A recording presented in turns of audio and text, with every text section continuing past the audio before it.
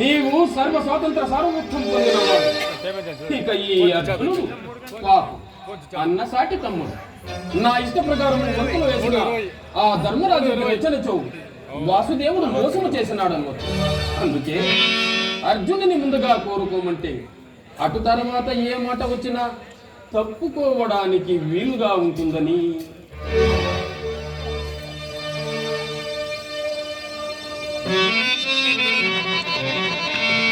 అన్ని ఎడలకు మాకు దీటైన వారు గోపికలు 10,000 కుంట బలలు గలరు. నారాయణాఖ్య కన్నలరు వారు వారు ఒకవైపు నేనొకవైపు.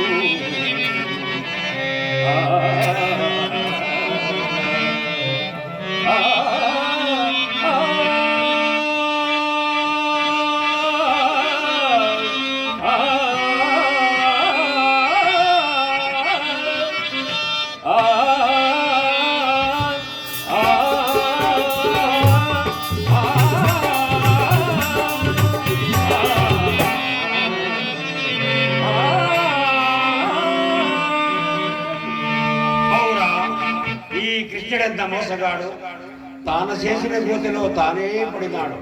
నాకందరూ మీరే అయినది కృష్ణ.